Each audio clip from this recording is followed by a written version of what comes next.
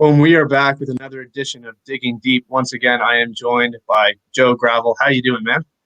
I'm good. What's up, Sergio?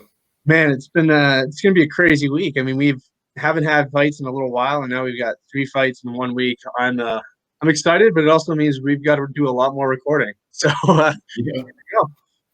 So we're here to talk about the main event for this Wednesday.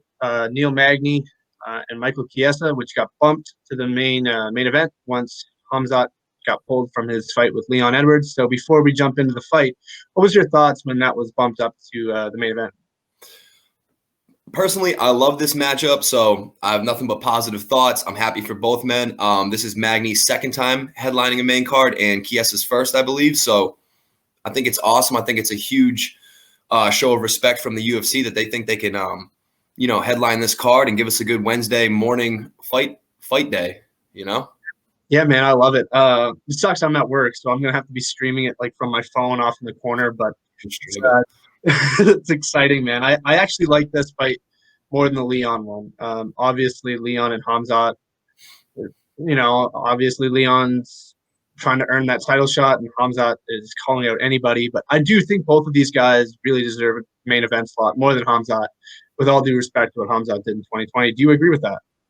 Yes, I do. I mean, they're proven veterans with several more fights in the UFC, more wins in the UFC. They've earned the shot. I think they do. I do agree. All right, perfect. We'll jump right into the tail of the tape. So we've got Michael Chiesa, 16-4, 33 years of age, 6'1". Obviously, with this fight taking place at welterweight, they both came in at 170 pounds. He's got a 75.5-inch reach. On the other side, we've got 24-7 Neil Magny, also 33, 6'3", and 80-inch reach advantage. And I think that is the stat there that stands out most to me, is that reach advantage in favor of Neil Magny. And I kind of overlooked that. I didn't realize how much of a reach advantage he does have. 5-inch reach advantage. It's crazy. Not many people are taller than Michael Chiesa. And then you have Neil Magny, who's 6'3", 170 pounds. I mean, that's unreal. Yeah, he's huge. And I think that's going to be a huge part of this fight is what he can do with that reach. If he can utilize that reach well, he might be able to pull this one off. That being said, man, Michael Chiesa grinds. He takes you to the ground. He's obviously very, very skilled on the mat. So this is a very compelling matchup. I don't expect it to go down like Max Holloway did yesterday. But for fans of the sport, this is really, really compelling. Yeah, it's a great matchup, man. I can't wait. It's going to be excellent. It's going to be great. We'll jump into this a little bit here, but I'm going to kind of talk about their last three fights. Both of them are riding a 3-fight winning streak. Michael Chiesa obviously just beat RDA. That was a little over a year ago. Before that, Diego Sanchez and Carlos Condit. Neil Magny, I think, has a little bit of a better record in his last three fights. I mean, he beat Robbie Lawler, Antonio Martin, who likes Alex Martin, and Li Jingliang, who looked very impressive last night as well. So I'd say his last three victories are slightly more impressive. But that being said, man, they both look great.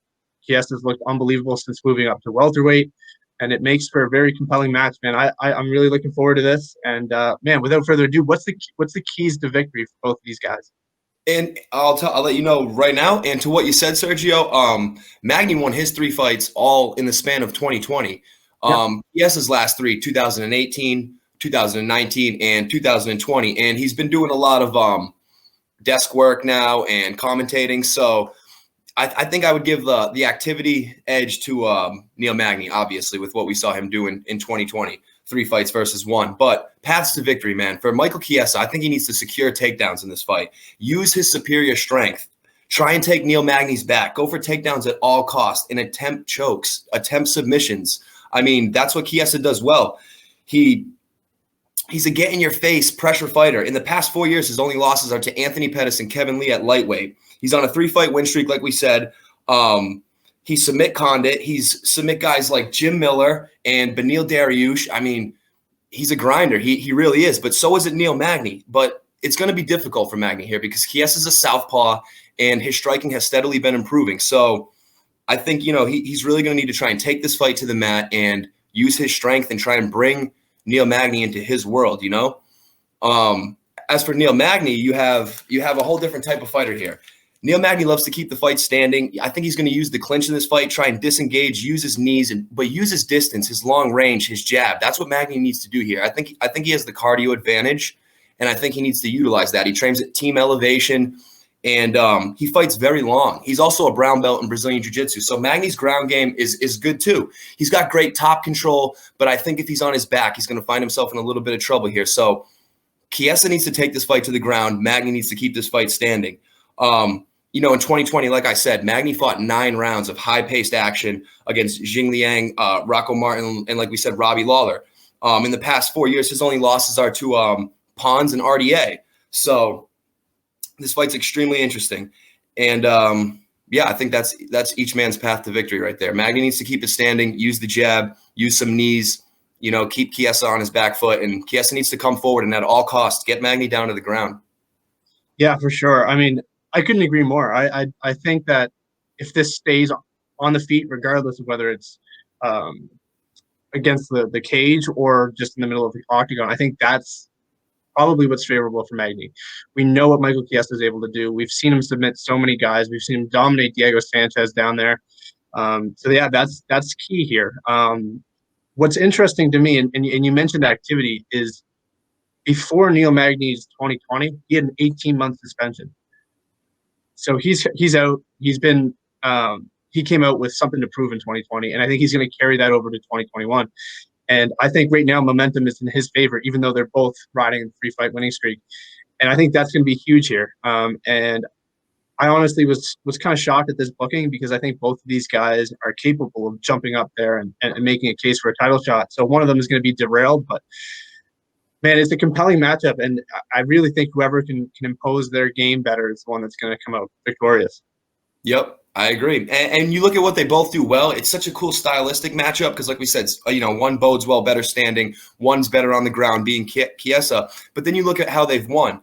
Neil Magny has 14 wins by decision, so he's a grinder. He doesn't mind making this fight 3 rounds, and he paces everything he does very well with all of his strikes. And then you look at Chiesa, who has 11 wins by submission. So he wants to get in there and get out as early as possible and get that submission when you're still dry rather than, wait to the 5th and final round to be trying to cinch up a choke or something like that. So, I mean, this is awesome, man. This is a good main event. You think the 5 rounds will favor Magny more than it would Chiesa? 100%. I think that Magny can be compared to even the Max Holloways, to anyone in the UFC as for what his cardio is, ex-special forces, police officer. He's one of those guys, as you know, Sergio, he's just always in good shape. I think he's got some of the best cardio in the UFC, so yes. Yeah, I mean, I 100% agree. I think that the 5 rounds will be interesting because I don't see Chiesa being able to finish Magny. Magny's very durable. I think the only time recently that he's been finished was that knockout at the Pons. So it just shows that he can withstand just about anything. And like you said, special forces, those guys. And I mean, you look at anyone who's competed in the UFC who's had a background in military. They don't tap, they don't go out easy. And Tim Kennedy, Brian Stan, the list goes on and on. So I think I don't see Magny being one to put out early. So I think this is going to be one that is going to go the full 5 rounds. It's going to be whoever can impose their game. I really do think that. And I think whoever's cardio is better on the night, whoever comes in with a better IQ on the evening, whoever's team developed a better game plan really could win this. I think this is going to be a chess match more than anything else. Yeah, definite chess match. 2 other things, maybe low-key things to think about. Magny and leg kicks. He's going to have to check some leg kicks, or maybe Chiesa might bring some leg kicks into this fight. And a couple stats I want to look at.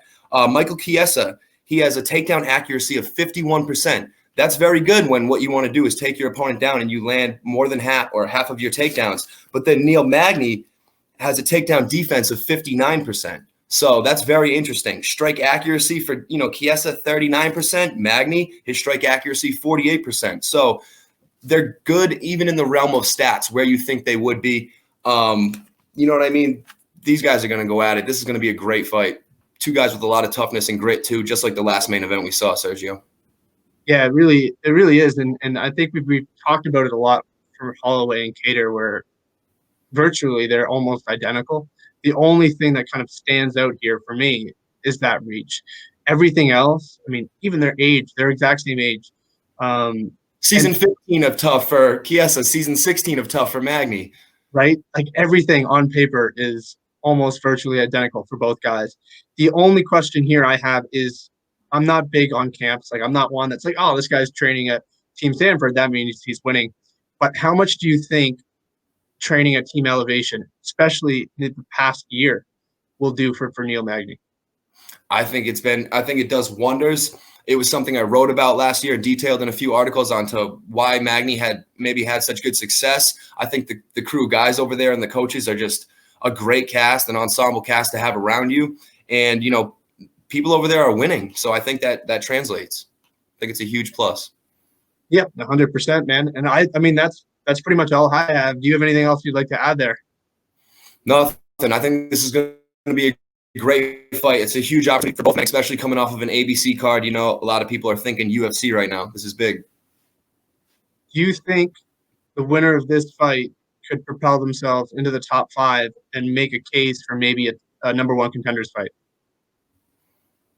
I think with the right type of victory, with the right type of performance and words on the mic afterwards, I think anything is possible. I think they could.